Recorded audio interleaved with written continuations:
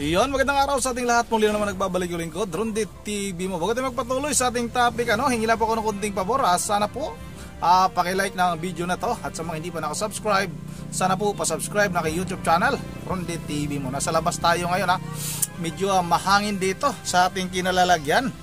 Yun na nga tuloy na tayo kagad sa ating topic. Ito'y tungkol sa talagang paglala ng problema ng droga ngayon dito sa ating bansa.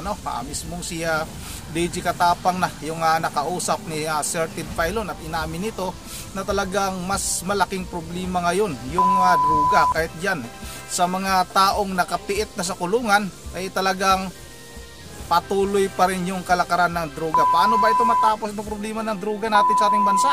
Kasi noon nung si Pangulong Duterte yung ating naging Pangulo, medyo bumaba yung droga. Pero ngayon, sa ngayon mga kababayan, nakikita natin sa mga pahayagan, sa mga balita na talagang lumala, talagang grabe yung pagtaas ulit ng droga.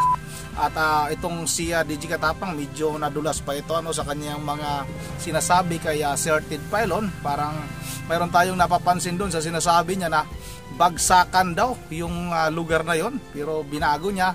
Kaya na lang yung bahalang humusgahan, hindi ko naman inuhusgahan itong si DJ Katapang, pero nga medyo talagang nakikita natin kahit dito sa aming lugar na talagang napakadami ng droga, lumala na nga ng husto mga kababayan.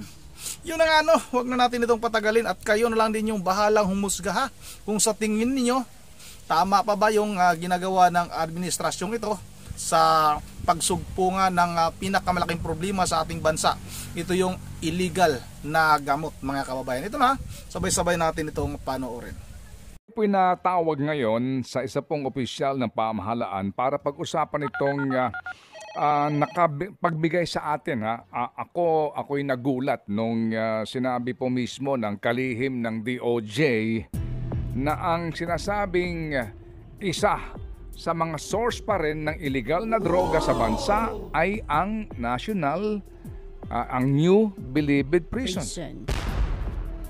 Parang nung una ko narinig ito, ako'y nagulat, kasi nga po bago ng ating Happy dyan, at nung siya'y umupo, kitang-kita naman natin yung kanyang effort, di ba?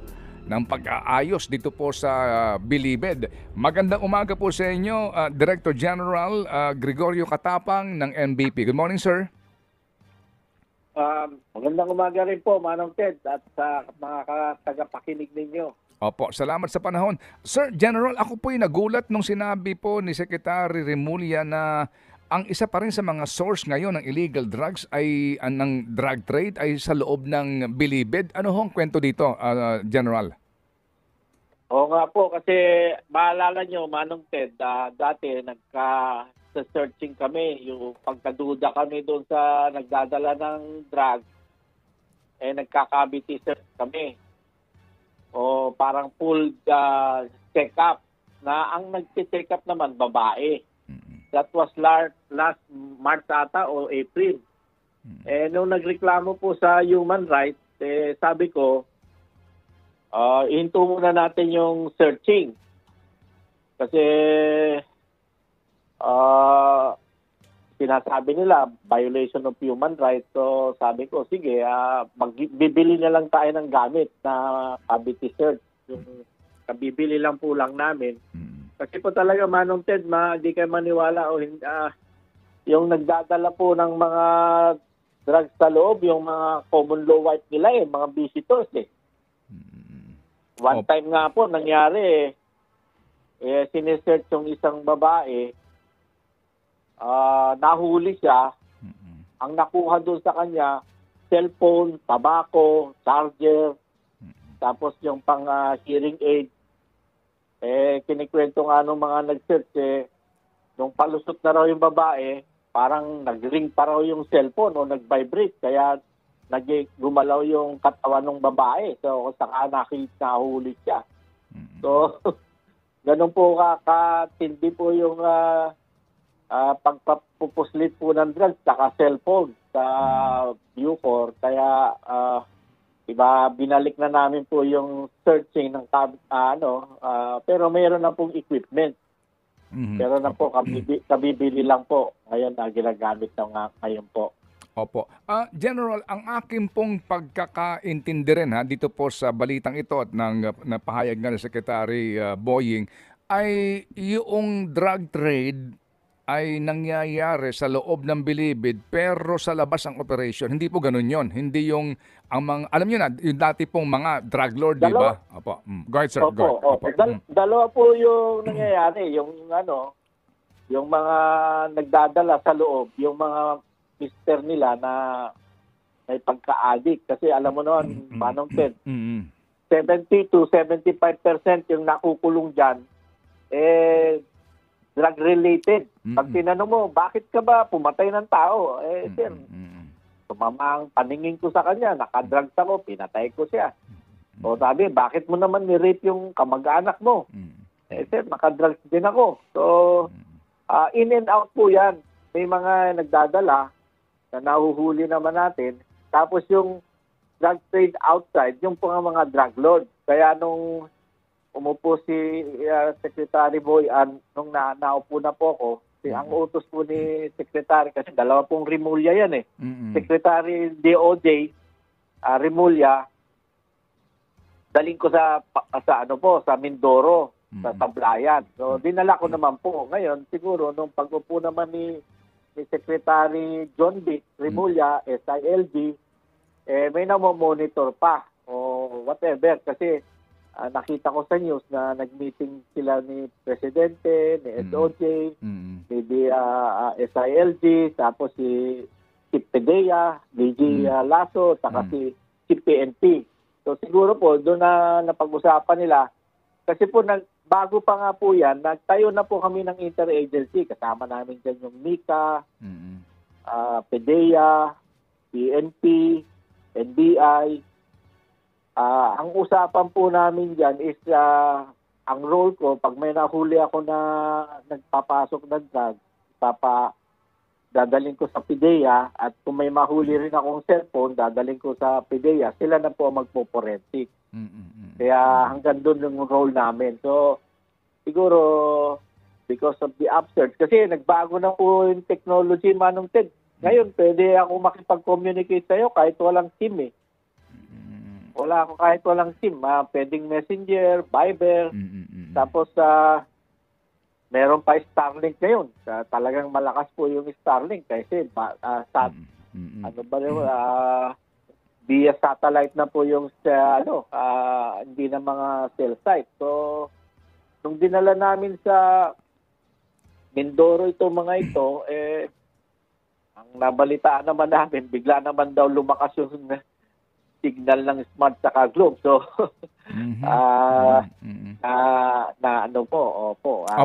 yung mga marami namang tayo na sasabat. Kaya lang, siyempre, pag nahuli naman namin, papasa namin yung cellphone, doon nila malalaman yung mga transaction na may nangyayari pa sa loob.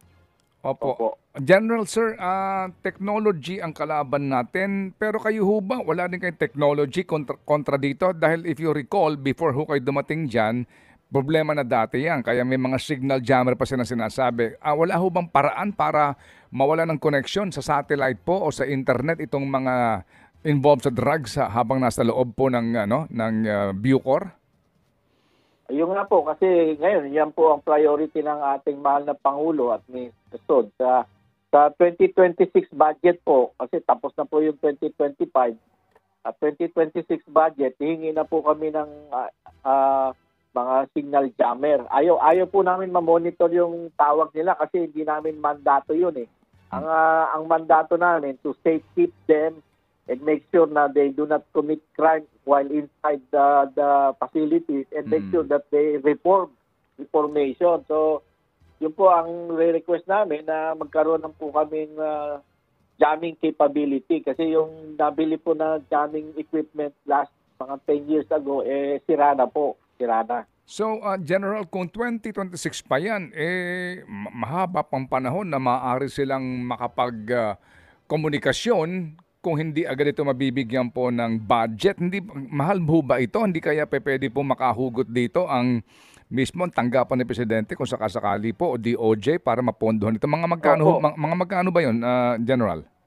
Mga abot siguro. Yung ang isang equipment lang para sa body scanner, 20 million. Yung jammer pa, siguro baka ganun din kamahal, mga 20 to 30 million. Pero tama po kayo, Manong Ted, kasi nga po, marching orders ito ng ating mahal na Pangulo, dalawang sekretary na Rimulya. So susulat po kami ng kung pwede po kami makahingi ng konting suporta sa logistical requirement para makatulong. Kasi talaga po yung technology, napaka-advanced na, ang hirap pong masawata itong drug trading in and outside Bucor.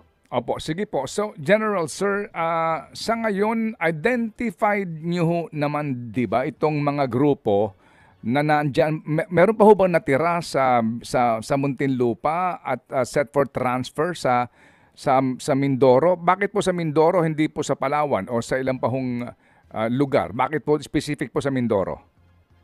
Sa Mindoro po kasi talagang bulubundukin at saka isolated. Talaga pong yan po ang dinesignate ni Secretary Boying Rimulya na Supermax. Nag-release naman po ng for 2025 mga 300 million for the construction of the Supermax. Itong Supermax talagang isolated yung mga drug lord natin.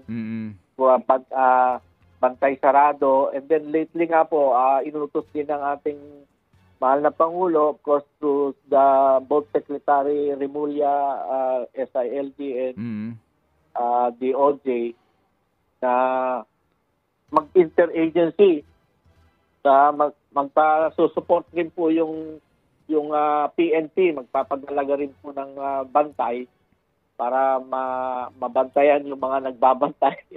So, dodoble po ang gwardiya, and then of course magki-create na po talaga yung Supermax na isolated talaga yung mga drug lords natin, yung talagang high value drug lords. Opo. Ang dati po kasi before the exit of the past administration, napag-uusapan yung Supermax na yan sa Nueva Ecija eh. Tuloy ho ba yung plano na yon o dito ho nang itatayo ito sa Mindoro? Nung pumasok po yung previous administration, hindi po itinuloy yun. Kaya dito na po ang decision ni Secretary Boying na gawin sa Mindoro. Kasi malaki po yung lupa namin dito sa Mindoro, 9,000 hectares. Opo. And then nga po, yung yung guidance ni ating mahal na Pangulo, bloodless war or against drugs. So, yun po talaga ang emphasis kung dito sa nanggagaling sa Bucor, dyan po bubuhos ang resources ng ating gobyerno para mahinto po yung drug trading. Opo. Sige, so meron pa ho ba ngayon? So far po, ilan na po ang inyong nailipat sa Mindoro at meron pa ho bang mga sinasabi pong drug lord, no? O kingpin sa loob ng bilibid? Ilan pa po ang subject po for transfer?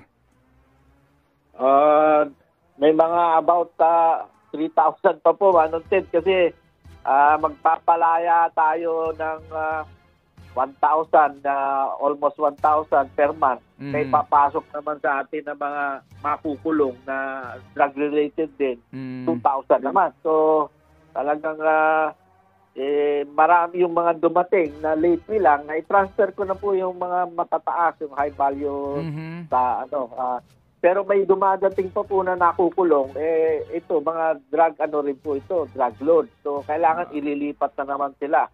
Medyo nahinto lang po kasi may bagyo tayo na dumating. Kaya ito po, Wednesday, bukas, lilipat po tayo, mga 300 po. Opo.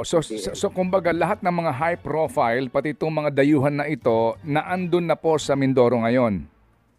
Opo, yung mga Chinese, 171 of them, more or less, nandun na. May sarili po silang compound doon na magkakasama po sila. Opo, sige po. Pero General Sir, hindi naman kaya dahil malayo sa sentro ng media, malayo sa inyo pong, kayo mismo kasi po dito kayo nakabase, baka doon po kasi basically po corruption din ang issue dito. Kung doon po, alam niyo na, makorap yung mga tao doon, baka mas lalong magkuntsabahan to mga to at lumaki pa ang kanilang drug trade.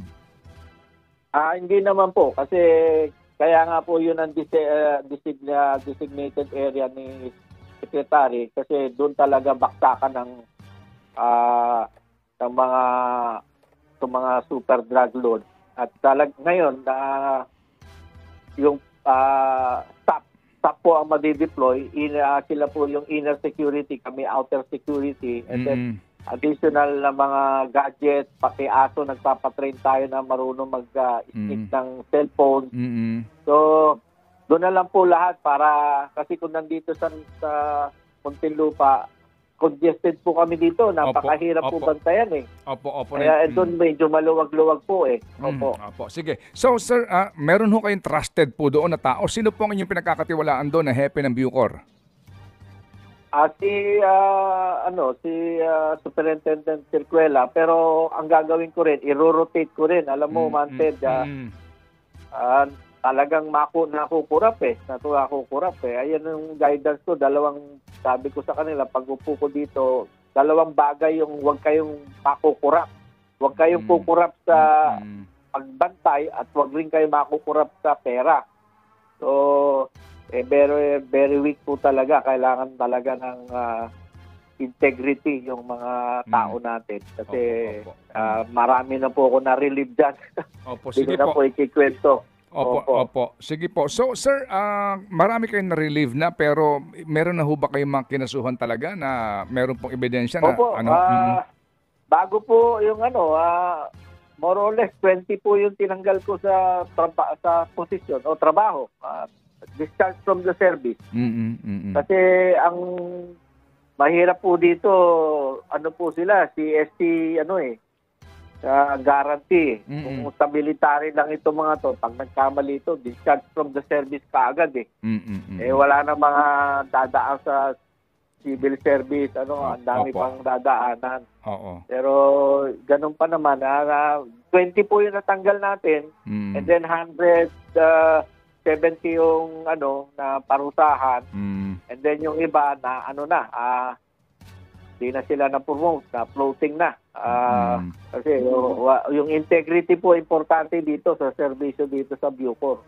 Opo. Sige po. So sir, di ho ba General Katapang nung bago ho kayo dyan, alam niyo ho yun, di ba? Yung inyong energy, yung inyo pong dating naman talaga, lilinisin niyo po ito, after about almost 2 years na ngayon, ano po ang inyong pakiramdam? Gaano ho pala kabigat itong problemang ito na ngayon po ito pa rin ang pinag-uusapan natin? Yung nga po, 10 times difficult po itong trabaho na to as compared to my former job. Talagang ang binabantayan mo dito, hindi lang PDL, pati tao mo pa. So, kasi 50 years po ito manunted na pabayaan eh. Maniwala ka sa hindi, ang pinakahuling kulungan na pinagawa yung tatay pa ng presidente natin. 1973 yung huling kulungan. 9,000 ng kasya. Ngayon 54,000 na po kami. So talagang survival of the toughest, not only the fittest ang laban dito sa Bucor. So everybody can be corrupted by na-overwhelm ka sa trabaho. 101,000 na ang problema dito. Napabayaan po ang Bucor kaya ngayon lang po na-action ang lahat. Kahit saan ka lumingon, kahit ipahinto mo yung sugal, lahat. Pag ang pustahan pa nga po, pag bumisita ako doon sa maximum, saan lilingon si DG? Sa kaliwa o sa kanan? Pagpupustahan pa po yan. Saan unang lilingon si DG? Pinagpupustahan pa po yan. So, pati yung cashless system, kailangan po natin yan. Mahinto na yung pera sa loob ng Bucor. Kailangan po, para wala na nagdi-deal ng pera kasi kuminsan na dyan nagsisimula lahat ng pera na umiikot. So, marami pa po kaming ginagawa. Pero hopefully, kaya lang we are only given during my time 5 years. So 10 times po kami nagtatrabaho. After 50 years na napabayaan, within 5 years dapat ma-turn around. So talagang double time po ang trabaho dito sa Bucor. Gusto niyo na ba sumuko, General? Naku, hindi po. Okay. Nagsisimula pa lang tayo. Just asking. Just asking po.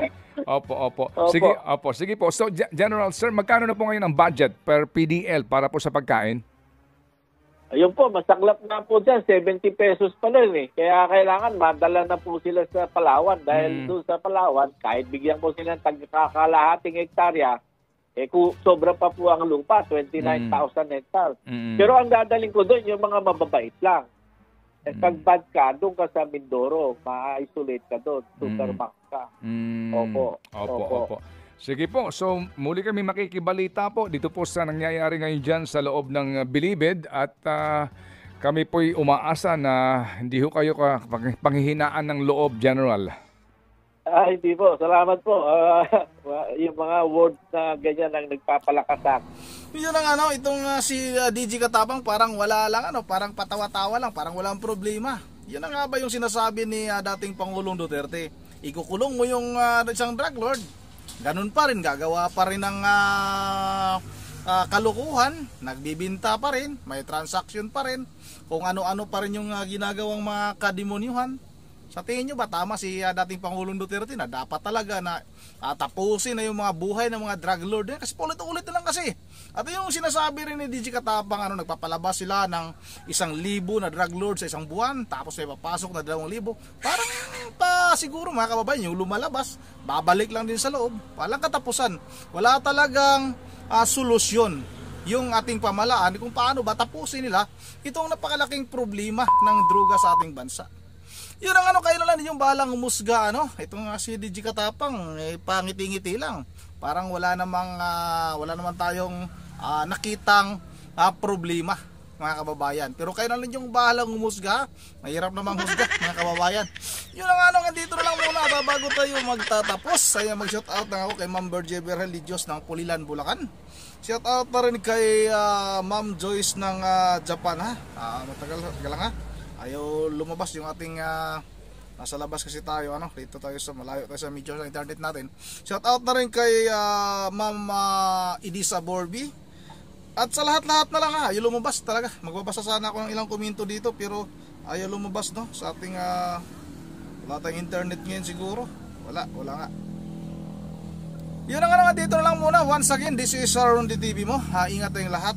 God bless bawat isa sa atin.